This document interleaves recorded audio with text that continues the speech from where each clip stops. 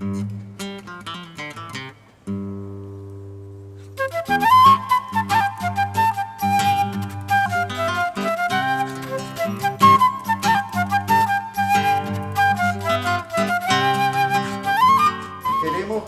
y estamos convencidos, ya con Pedro Cardán, ya lo voy a presentar para quienes no lo conocen, ya.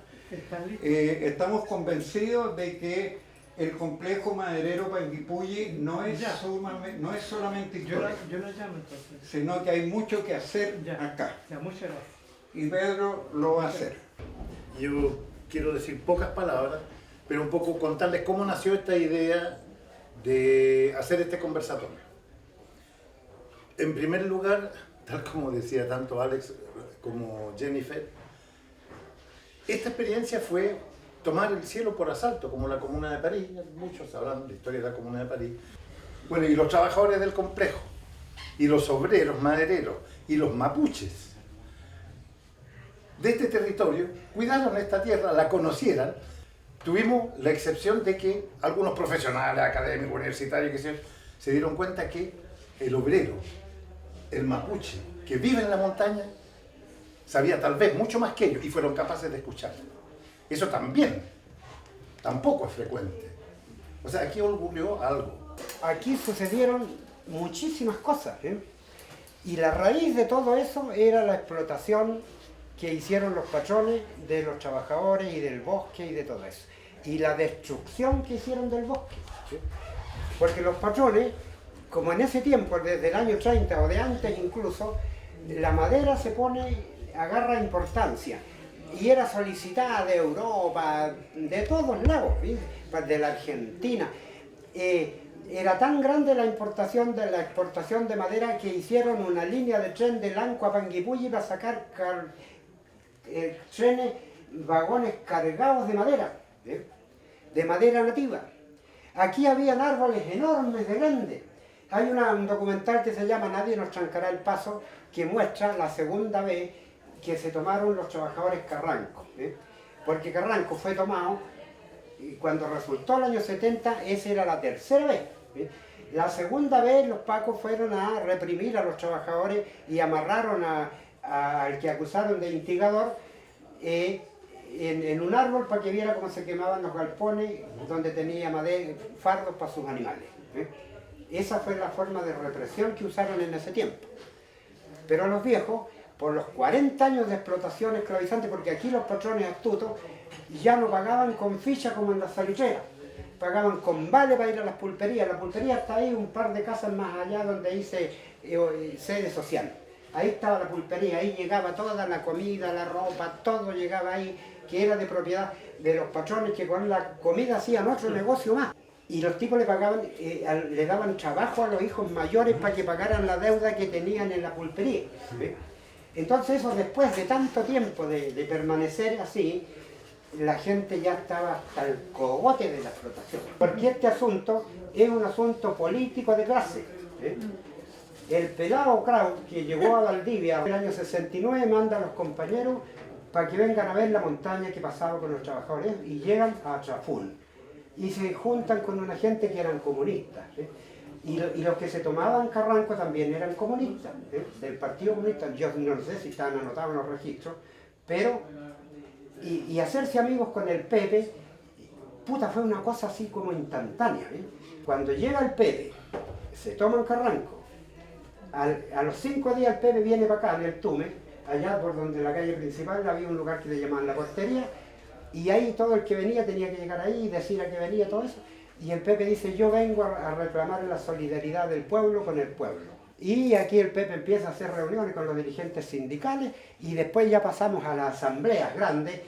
Aquí iban 400 viejos a las asambleas, pues. Y ahí se discutía y se hablaba y se alegaba todo y si todo el mundo opinaba. Ahí después nos tomamos el fondo, así nos tomamos el 15 de enero del 71, vinieron los ministros Toá con el Chonchol. Y entonces vienen y los viejos les dicen, no, le dicen, nosotros nos tomamos los fondos y aquí ustedes que son gobierno tienen que arreglar la situación porque nosotros no vamos a entregar ni un fondo. Y el 15 de marzo del 71 vienen los mismos dos ministros aquí en el Tume ahora y dicen que están expropiados los primeros 16 fundos y que van a funcionar. Y bueno, eran ideas que ya venían circulando, que dijo este otro compañero ahí que estaba delante, como una empresa estatal. En ese tiempo, los trabajadores de acá decidieron que había que cuidar el monte, la montaña, los árboles, porque había que reproducirlos con árboles nativos y todo. En ese tiempo no se hablaba de ecología, pero se decía eso, porque los hijos, los nietos y todos esos tenían que vivir en el futuro y tenían que tener árboles. Entonces ahí se empezó a cuidar la ecología. Ustedes han escuchado las corridas de cerco que habló César Pérez hace un rato. ¿No es cierto? La corrida de cerco era la herramienta patronal para quitar tierra, agrandar los fondos. Pero los mapuches dijeron, bueno, hagamos la corrida de cerco, pero al revés. Bueno, y recuperaban 500 hectáreas aquí, 20 acá, 200 acá, qué sé yo, todo. ¿Se acuerdan que hablaban de 20, de 50 corridas de cerco al mismo tiempo? Eso también ocurrió en Futrono, aquí en esta zona también. Pero han pensado ustedes, y a ver si alguien me responde, ¿cuál fue la corrida de cerco más grande que se ha hecho en la historia? La corrida de cerco más grande. ¿Y cuántas hectáreas fueron? ¿Y quiénes lo hicieron? Lo hicieron los mapuches y los obreros sindicalizados de estos fondos madereros. 400.000 hectáreas. 820.000. Esa fue la corrida de cerco más grande. Entonces, si mis peñas entienden eso, de repente todo puede cambiar. Y las familias más ricas de Chile, que vía Julio Ponce Lerú, que echó a la gente a la calle, que se robó las maquinarias, que se robó los animales para su bolsillo, y que además cometió crímenes de lesa humanidad, y esas ventas son nulas, legalmente son nulas, porque las vendió bajo el avalúo fiscal.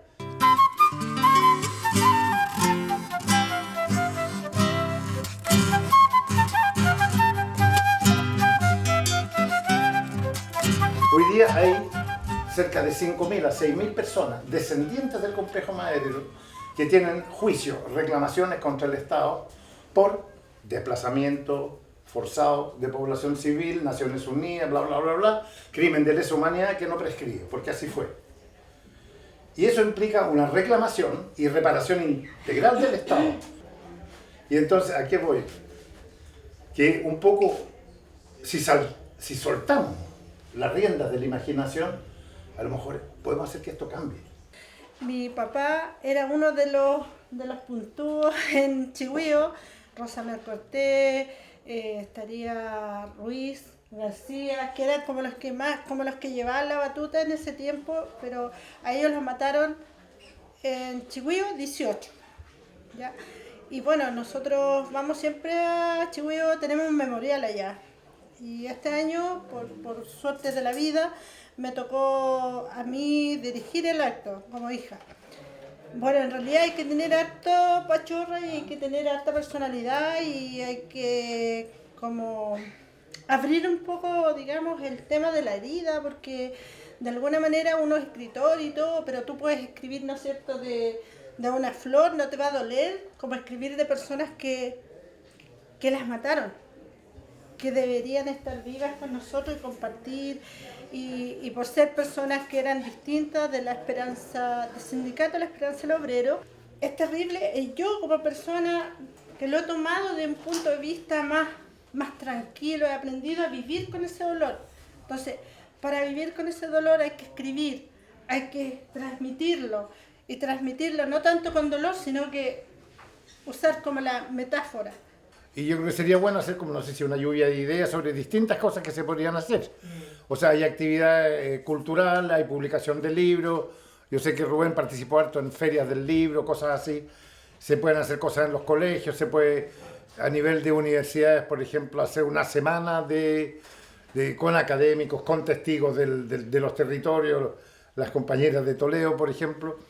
Hacer, como empezar a promover y difundir experiencia.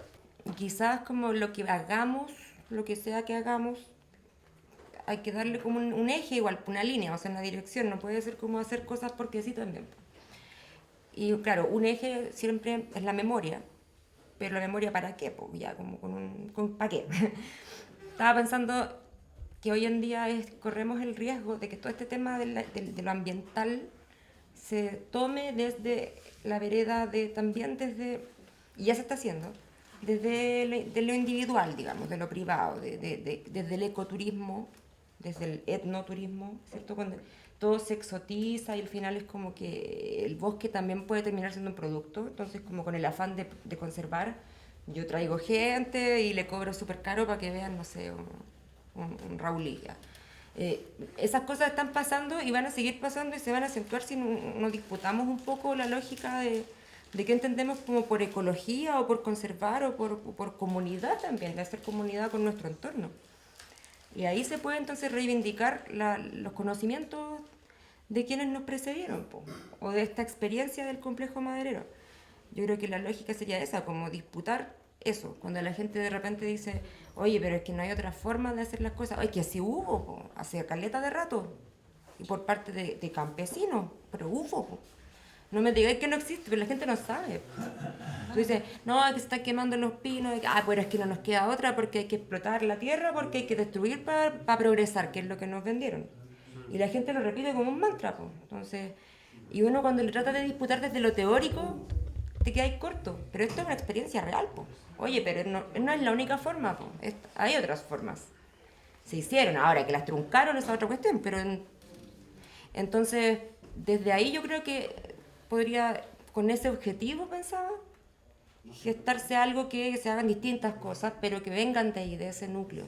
Tengo un poco los vínculos, los contactos, de repente se puede ayudar a visibilizar lo que sea que construyamos o lo que hagamos, que obviamente puede ser muy importante para que la gente sepa que se está trabajando y que se está hablando de todos estos temas que para nosotros son importantes. Estamos totalmente disponibles también, transparentando, somos nosotros integrantes de la Juventud Socialista en Valdivia y también de la Juventud Socialista en la Universidad Austral de Chile. Incluso somos parte de la Federación de Estudiantes de la universidad y sería, yo creo, importante también el vínculo estudiantil, como mencionaban, ya sea en una mesa de trabajo, en reuniones cada cierto tiempo, poder quizá vincularnos entre estudiantes, incluso universitarios, para tener el vínculo de los estudiantes con los profesores que sé que ya han trabajado, y también por mi parte, como decía, como quizá del aspecto más técnico y concreto de lo que es trabajar y visibilizar lo que se está haciendo. Pero esa es un poco nuestra disposición de poner manos de jóvenes, de poner jóvenes presentes para lo que se necesite, y poder trabajar también con los conocimientos que nosotros tengamos personalmente en temas de comunicaciones a nivel regional y nacional. Porque el arte es la única forma de sensibilizar y producir estos cambios profundos. Y hay que ser didáctico y pedagógico. Los que son expertos en cómics, hagan estas cosas en cómics para que la gente lo entienda rápidamente. Porque también lo que produjo este modelo neoliberal fascistoide hasta el día de hoy generó gente amebas, con una sola neurona. Entonces no piensan, no tienen capacidad de pensar y se conforman con que yo tengo que trabajar y punto, ¿no? Y no se meten, ¿no? Y aparte de todos los otros temas de atomización, de individualismo, egoísmo, consumismo, fetichismo, la mercancía, etcétera, etcétera, etcétera. Entonces ya me cansé. Muy bien, entonces para el próximo año el Floppy nos va a traer un rap con todo lo que dijo.